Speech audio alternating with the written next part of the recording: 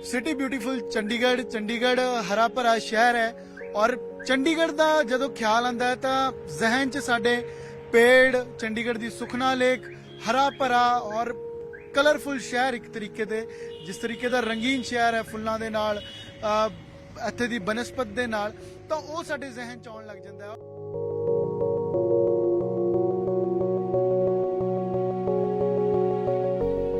ਤੁਸੀਂ ਜਦੋਂ ਵੀ ਚੰਡੀਗੜ੍ਹ ਆਓ, ਤੁਸੀਂ ਗੱਡੀ 'ਚ ਬੈਠ ਕੇ ਜਾਂ ਸਫ਼ਰ ਕਰਦੇ ਹੋਏ ਅਕਸਰ ਸਾਈਡ ਕਿਨਾਰੇ ਰੋਡ ਤੇ ਦੇਖਦੇ ਹੋ ਕਿ ਪੇੜ ਹੀ ਪੇੜ ਤੁਹਾਨੂੰ ਨਜ਼ਰ ਆਉਂਦੇ ਆ ਔਰ ਉਹਨਾਂ ਦੀ ਸ਼ਾਇਦ ਪ੍ਰਸ਼ਾਸਨ ਨੇ ਗਿਣਤੀ ਵੀ ਕੀਤੀ ਹੈ, ਪਰ ਤੁਸੀਂ ਜੇ ਸੋਚੋ ਕਿ ਇਨ ਪੇੜਾਂ ਦੀ ਗਿਣਤੀ ਕਰਨੀ ਹੋਵੇ, ਕਿੰਨੇ ਪੇੜ ਨੇ ਚੰਡੀਗੜ੍ਹ ਜਾਂ ਕਿਸ ਤਰੀਕੇ ਦਾ ਇਹਨਾਂ ਦਾ ਰੱਖ ਰਖਾਵ ਹੈ, ਪੇੜਾਂ ਦਾ ਇਤਿਹਾਸ ਕਿਵੇਂ ਦਾ ਰਿਹਾ ਹੈ, ਕਦੋਂ ਤੋਂ ਇਸ ਦੀ ਸ਼ੁਰੂਆਤ ਹੋਈ, ਤਾਂ ਇਹ ਸਾਰੇ ਸਵਾਲ ਜ਼ਰੂਰ ਆਉਂਦੇ ਨੇ। ਔਰ ਇਹ ਕੰਮ ਅਸੀਂ ਤੁਹਾਡੇ ਲਈ ਕੀਤਾ ਹੈ ਕਿ ਚੰਡੀਗੜ੍ਹ ਦੇ ਅੰਦਰ, ਕਿਉਂਕਿ ਕਹੀਏ ਜਿਵੇਂ ਹਾਲੇ ਵੀ ਤੁਸੀਂ ਦੇਖੋ मैं 27 ਸੈਕਟਰ 'ਚ ਖੜੇ ਹਾਂ ਤਾਂ ਇੱਥੇ ਵੀ ਤੁਹਾਨੂੰ ਨਜ਼ਰ ਆਏਗਾ ਕੋਈ ਪੇੜ 50 ਸਾਲ 60 ਸਾਲ 100 ਸਾਲ ਆਪਣੀ ਆਪਣੀ ਹਰੇਕ ਦੀ ਆਪਣੀ ਪੇੜ ਦੀ ਹਿਸਟਰੀ ਹੈ। ਕੋਈ ਹਿਸਟੋਰਿਕ ਪੇੜ ਹੈ, ਕੋਈ ਹੈਰੀਟੇਜ 'ਚ ਆ ਜਾਂਦਾ ਹੈ, ਕੁਝ ਕੁ ਚਲੋ ਹੋ ਸਕਦਾ ਹੈ ਕਿ ਜਿਨ੍ਹਾਂ ਨਾਲ ਹਾਦਸੇ ਹੋਏ ਕਿਉਂਕਿ ਮੈਨੇਜ ਨਹੀਂ ਉਹਨਾਂ ਨੂੰ ਤਰੀਕੇ ਨਾਲ ਕੀਤਾ ਗਿਆ, ਪਰ ਇਹ ਜ਼ਰੂਰ ਚੰਡੀਗੜ੍ਹ ਦੇ ਨਾਂ ਦੇ ਨਾਲ, ਚੰਡੀਗੜ੍ਹ ਦੇ ਇਤਿਹਾਸ ਦੇ ਨਾਲ ਜੁੜਦੇ ਨੇ।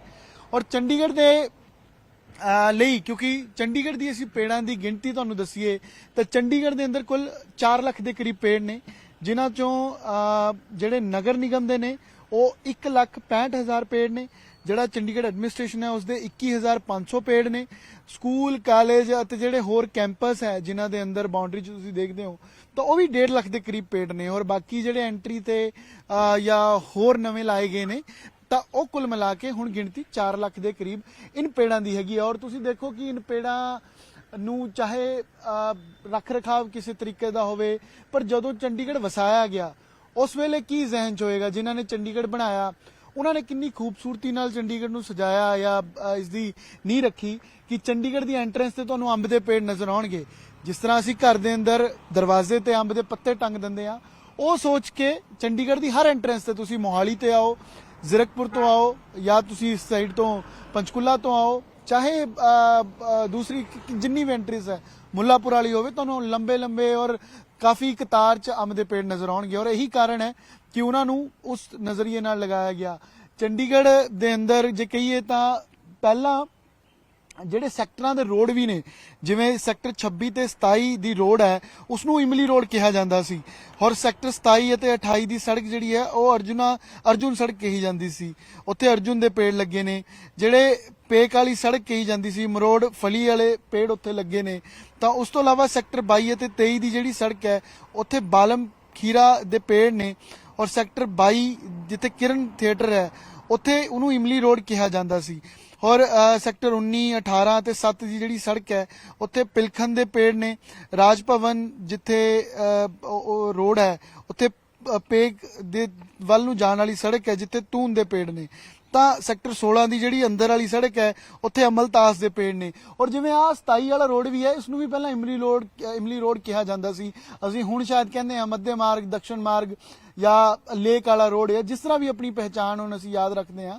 ਪਰ ਇਹਨਾਂ ਸੜਕਾਂ ਨੂੰ ਕੋਈ ਅਮਲਤਾਸ ਵਾਲਾ, ਕੋਈ ਇਮਲੀ ਰੋਡ, ਜਿਵੇਂ ਮੈਂ ਦੱਸਿਆ ਸੈਕਟਰ 26 27 ਇਸ ਨੂੰ ਇਮਲੀ ਰੋਡ ਜਿਹੜਾ ਹੈ ਸੈਕਟਰ 26 ਅਤੇ 7 ਦਾ ਇਮਲੀ ਰੋਡ ਕਿਹਾ ਜਾਂਦਾ ਸੀ ਜੋ ਕਰਦਾ ਹੈ। ਔਰ ਨਾਲ ਹੀ 27 ਅਤੇ 28 ਦੀ ਸੜਕ ਨੂੰ ਅਰਜੁਨ ਸੜਕ ਕਿਹਾ ਜਾਂਦਾ ਸੀ। ਔਰ ਇੰਟਰਨਲ ਰੋਡਾਂ ਜਿਹੜੀ ਸੜਕਾਂ ਇੰਟਰਨਲ ਵੀ ਉਹਨਾਂ ਦੇ ਵੀ ਨਾਮ ਜਿਹੜੇ ਨੇ ਉਹ ਰੱਖੇ ਗਏ ਸੀ। ਔਰ ਪੇੜ ਲਗਾਉਣ ਦਾ ਸਭ ਤੋਂ ਬੜਾ ਅਭਿਆਨ ਜਿਹੜਾ ਹੈ 1962 ਚ ਸ਼ੁਰੂ ਹੋਇਆ ਸੀਗਾ ਔਰ 1975 ਤੱਕ ਚਲਾਇਆ ਗਿਆ। ਔਰ 1975 ਦੇ ਬਾਅਦ ਇਸ ਸ਼ਹਿਰ ਦੇ ਅੰਦਰ, ਚੰਡੀਗੜ੍ਹ ਦੇ ਅੰਦਰ ਅਲੱਗ-ਅਲੱਗ ਪੇੜ ਲਗਾਏ ਗਏ, ਜਿਸ 'ਚ ਇਮਲੀ ਦੇ, ਪਲਾਸ਼ ਦੇ, ਅਮਲਤਾਸ ਦੇ, ਮਰੋੜ ਫਲੀ, ਮਹੋਗਨੀ, ਤੁੰਗ, ਤਾਂ ਬਾਲਮ ਖੀਰਾ, ਪਿਲਖਣ ਔਰ ਅਜਿਹੇ ਪੇੜ ਨੇ ਜੋ ਲਗਾਏ ਗਏ ਸੀਗੇ। ਔਰ ਇਹ ਸੈਕਟਰ 29 ਵੀ ਜਿਵੇਂ ਰੋਡ ਹੈ ਉੱਥੇ ਮਹੋਗਨੀ ਰੋਡ ਸੀਗਾ। 1985 ਵੇਲੇ ਵੀ ਚੰਡੀਗੜ੍ਹ ਚਕਰਸੀਆ ਦੇ ਪੇੜ ਲਗਾਣੇ ਸ਼ੁਰੂ ਹੋਏ ਔਰ ਕੁਝ ਕੁ ਪੇੜਾਂ ਨੂੰ ਕੱਟਿਆ ਵੀ ਗਿਆ। ਤਾਂ ਇਹ ਕੁਝ ਕੁ ਪੇੜ ਤੁਹਾਨੂੰ ਪੁਰਾਣੇ ਨਜ਼ਰ ਵੀ ਆਣਗੇ, ਜਿਵੇਂ ਸੜਕਾਂ ਦੇ ਮੈਂ ਨਾਂ ਦੱਸੇ ਨੇ। ਜੇ ਤੁਸੀਂ ਗਵਰਨਰ ਹਾਊਸ ਵਾਲੀ ਰੋਡ ਤੇ ਜਾਓ, ਇਮਲੀ ਰੋਡ ਤੇ ਅੱਜ ਵੀ ਜਾਓ ਤਾਂ ਤੁਹਾਨੂੰ ਉਹ ਪੁਰਾਣੇ ਪੇੜ ਨਜ਼ਰ ਆਉਣਗੇ ਜੋ ਆਪਣਾ ਇਤਿਹਾਸ ਬਿਆਨ ਕਰਦੇ ਨੇ। ਔਰ ਚੰਡੀਗੜ੍ਹ ਕਿਉਂਕਿ ਸਾਨੂੰ ਲੱਗਦਾ ਹੈ ਸ਼ਹਿਰ ਕਿ ਚਲੋ ਬਣਾਇਆ ਗਿਆ ਉਸ ਵੇਲੇ ਪੇੜ ਇਸ ਤਰੀਕੇ ਦੇ ਨਾਲ ਲਗਾਤੇ, ਲੇਕਿਨ ਇਸ ਦੇ ਪਿੱਛੇ ਤੁਸੀਂ ਇਹ ਸੋਚੋ ਕਿ ਅੱਜ ਤੋਂ 50 ਸਾਲ ਪਹਿਲਾਂ ਤਕਰੀਬਨ ਕਿਸ ਤਰੀਕੇ ਦੀ ਸੋਚ ਸੀਗੀ ਇਨਵਾਇਰਨਮੈਂਟ ਨੂੰ ਲੈ ਕੇ, ਪੇੜਾਂ ਨੂੰ ਲੈ ਕੇ, ਇਹਨਾਂ ਦੇ ਰੱਖ ਰਖਾਅ ਨੂੰ ਲੈ ਕੇ, ਔਰ ਸੜਕਾਂ ਦੇ ਨਾਂ ਇਸ ਤਰੀਕੇ ਤੇ ਰੱਖੇ ਗਏ ਉੱਥੇ ਜੋ ਮਸ਼ਹੂਰ ਹੋਏ। ਤਾਂ ਪਰ ਹੁਣ ਅਸੀਂ ਉਨ ਚੀਜ਼ਾਂ ਤੋਂ ਕਾਫੀ ਪਿੱਛੇ ਹਟ ਗਏ ਹਾਂ।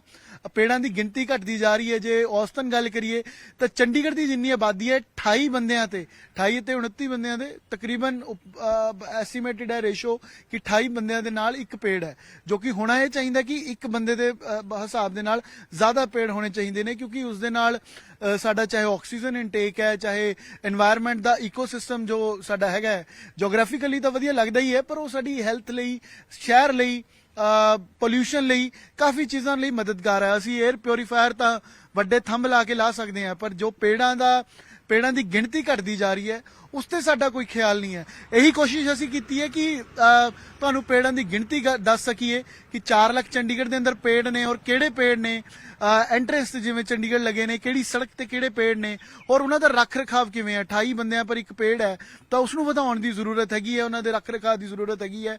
ਕੁਝ ਕੁ ਪੇੜ ਜੋ ਪੁਰਾਣੇ ਹੋ ਗਏ ਨੇ, ਏਜਡ ਨੇ, ਜਿਨ੍ਹਾਂ ਨੂੰ ਟ੍ਰੀਟ ਕਰਨ ਦੀ ਜ਼ਰੂਰਤ ਹੈ, ਔਰ ਨਾਲ ਹੀ ਜੋ ਹੈਰੀਟੇਜ 'ਚ ਨੇ, ਜਿਨ੍ਹਾਂ ਦੇ ਗਿਰਨ ਦੇ ਨਾਲ ਕੋਈ ਹਾਦਸਾ ਹੋ ਸਕਦਾ ਹੈ, ਉਸ ਤੇ ਵੀ ਪ੍ਰਸ਼ਾਸਨ ਨੂੰ ਇਨੀਸ਼ੀਏਟਿਵ ਜਿਹੜਾ ਉਹ ਲੈਣਾ ਚਾਹੀਦਾ ਤਾਂ ਕਿ ਕੋਈ ਹਾਦਸਾ ਨਾ ਹੋ ਸਕੇ। ਬੇਸਿਕਲੀ ਚੰਡੀਗੜ੍ਹ ਜਿਹੜਾ ਸ਼ਹਿਰ ਹੈ ਹੀ ਪੇੜਾਂ ਕਰਕੇ ਹੈ।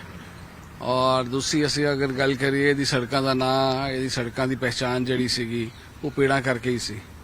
ਤੇ ਅਗਰ ਅਸੀਂ ਇਹ ਗੱਲ ਕਰੀਏ ਕਿ ਬਈ ਕਿਹੜੀ ਰੋਡਸ ਹੈ, ਜਿਵੇਂ ਇਮਲੀ ਰੋਡ ਸੀ ਇੱਥੇ, ਮੋਹਾਗਨੀ ਦੀ ਰੋਡ ਸੀਗੀ ਇੱਥੇ, ਅਮਲਤਾਸ ਦੀ ਰੋਡ ਸੀ ਇੱਥੇ, ਕੈਸੀਆ ਦੀ ਰੋਡ ਸੀ ਇੱਥੇ, ਹਰ ਰੋਡ ਦੇ ਉੱਪਰ ਅਲੱਗ ਕਿਸਮ ਦੀ ਪਲਾਂਟੇਸ਼ਨ ਸੀ ਜਿਹੜੀ ਦੁਨੀਆ ਦੇ ਵਿੱਚ ਕਿਤੇ ਵੀ ਪਲਾਂਟੇਸ਼ਨ ਨਹੀਂ ਸੀ। ਜਿਹੜੇ ਵੀ ਨਵੇਂ ਸ਼ਹਿਰ ਬਣੇ ਆ, ਸਿਰਫ ਇੱਕ ਚੰਡੀਗੜ੍ਹ ਇਹੋ ਜਿਹਾ ਸ਼ਹਿਰ ਹੈ ਜਿਹਦੇ ਵਿੱਚ ਪਲਾਂਟੇਸ਼ਨ ਹੋਈ ਹੈ। ਇਹ ਪਲਾਂਟ ਹੀ ਸਿਟੀ ਸੀਗਾ ਔਰ ਪਲਾਂਟ ਹੀ ਪਲਾਂਟੇਸ਼ਨ ਸੀ ਇੱਥੇ।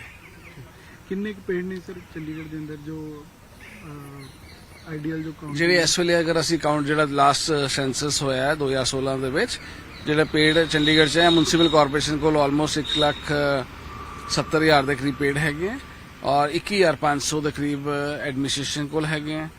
ਪਰ ਅਗਰ ਅਸੀਂ ਇਹ ਗੱਲ ਕਰੀਏ ਕਿ ਸ਼ਹਿਰ ਦੀ ਗ੍ਰੀਨਰੀ, ਇਸ ਤੋਂ ਜ਼ਿਆਦਾ ਪੇੜ ਸਾਡੇ ਕੋਲ ਸਕੂਲ, ਕਾਲਜਿਸ ਔਰ ਲੋਕਾਂ ਦੇ ਘਰਾਂ ਦੇ ਵਿੱਚ ਹੈਗੇ ਆ।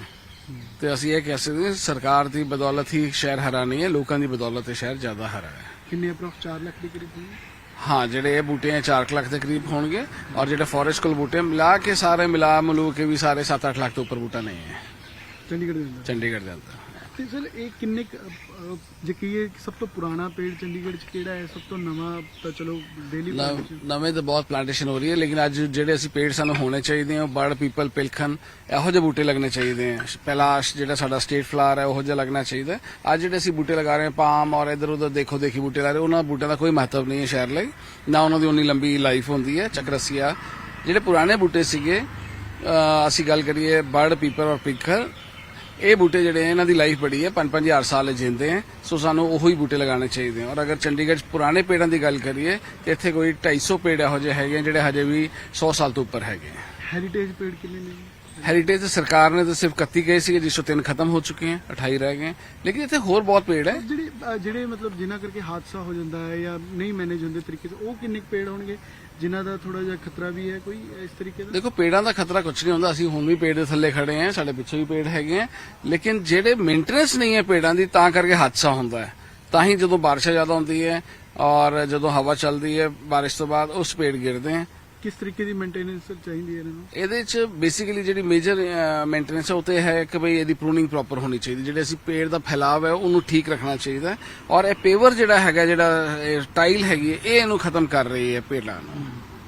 ਜਿਵੇਂ ਸਰ ਤੁਸੀਂ ਦੱਸਿਆ ਕਿ ਪੇੜਾਂ ਦੇ ਨਾਂ ਤੇ ਸੜਕਾਂ ਦੇ ਨਾਂ ਸੀ, ਮੱਧੇ ਮਾਰਗ ਹੈ ਜਿਵੇਂ ਜਾਂ 27 ਸੈਕਟਰ ਵਾਲਾ ਰੋਡ ਹੈ, ਇਹਨਾਂ ਦੀ ਕੀ ਨਾਂ ਸੀਗੇ? ਹੁਣ ਜਿਵੇਂ 27 ਔਰ 28 ਦੀ ਰੋਡ ਦੇਖੋਗੇ ਤੁਸੀਂ, ਇਹਦੇ ਵਿੱਚ ਅਰਜੁਨ ਦੇ ਪੇੜ ਲੱਗੇ। ਸੋ ਅਰਜੁਨ ਰੋਡ ਸੀਗੀ, ਪੂਰੇ ਇੱਥੋਂ ਲੈ ਕੇ 30 ਸੈਕਟਰ ਤੱਕ ਅਰਜੁਨ ਦੇ ਪੇੜ ਲੱਗੇ। ਔਰ ਅਗਰ ਤੁਸੀਂ ਮੱਧਿਆ ਮਾਰਗ ਦੀ ਗੱਲ ਕਰੋ ਤਾਂ ਇਹਦੇ ਵਿੱਚ ਕੈਸੀਆ ਇੱਕ ਵੈਰਾਈਟੀ ਹੈ, ਉਹਦੇ ਬੂਟੇ ਲੱਗੇ ਸੀ ਜਿਹੜੇ ਫੁੱਲ ਦਿੰਦੇ ਸੀ। ਕੈਸੀਆ ਫਿਸਟੂਲਾ ਹੈ ਉਹਦੇ ਵਿੱਚ, ਕੈਸੀਆ ਨਡੂਸਾ ਹੈ ਉਹਦੇ ਵਿੱਚ, ਹੋਰ ਬੜੀ ਵੈਰਾਈਟੀ ਹੈ। ਸੋ ਉਹ ਹਰੇਕ ਇੱਕ ਸੜਕ ਦੀ ਪਲੈਨਿੰਗ ਸੀ ਬੂਟੇ ਲਗਾਉਣ ਦੀ। ਚੰਡੀਗੜ੍ਹ ਦੀ ਐਂਟਰੈਂਸ ਤੇ ਅੰਬ ਦੇ ਪੇੜ ਸੀਗੇ ਸਰ, ਉਹ ਕੀ ਸਰ? ਚੰਡੀਗੜ੍ਹ ਦੇ ਜਿਹੜੀ ਜਿੰਨੀਆਂ ਵੀ ਐਂਟਰੈਂਸ ਪਹਿਲੇ ਸੀਗੀਆਂ, ਹੁਣ ਤਾਂ ਐਂਟਰੈਂਸ ਬਹੁਤ ਵੱਧ ਗਈਆਂ, ਪਹਿਲੇ ਨਾਲੋਂ ਵਧਾਤੀਆਂ ਰੋਡਸ ਹੋਰ ਖੁੱਲਣ ਕਰਕੇ। ਲੇਕਿਨ ਜਿਹੜੀ ਪੁਰਾਣੀ ਸ਼ਹਿਰ ਦੀ ਐਂਟਰੈਂਸ ਸੀਗੀਆਂ ਉਸ ਸਾਰੇ ਅੰਬ ਦੇ ਬੂਟੇ ਸੀ।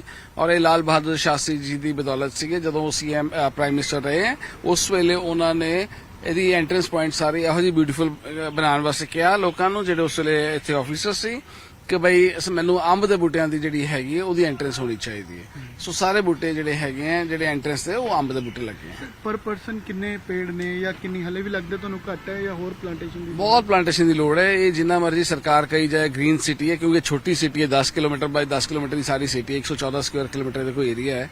ਇਹਦੀ ਪੋਪੂਲੇਸ਼ਨ ਬਹੁਤ ਵੱਧ ਗਈ ਇੱਕਦਮ। ਜਿੰਨੇ ਵੀ ਇਹ ਪੈਰਾਫਰੀਜ਼ ਹੈ, ਕॉलोनीज हैं ਜਿਹੜੀ ਪੈਰਾਫਰੀ ਤੇ ਬਣੀ ਹੈ, ਜਿੱਦਾਂ ਮੌਲੀ ਜਗਰਾ ਹੈ, ਇੰਦਰਾ ਕॉलोनी ਹੈ, ਮੱਲੋ ਹੈ, ਤਨਾਸ ਹੈ, ਨया ਗਰਾਉਂ ਹੈ।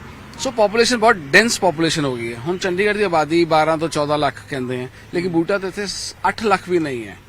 ਹਿੰਦੁਸਤਾਨ ਦਾ ਜਿਹੜਾ ਪਰ ਕੈਪੀਟਾ ਪਰ ਪਰਸਨ ਜਿਹੜਾ ਟਰੀ ਹੈ ਉਹ 28 ਹੈ।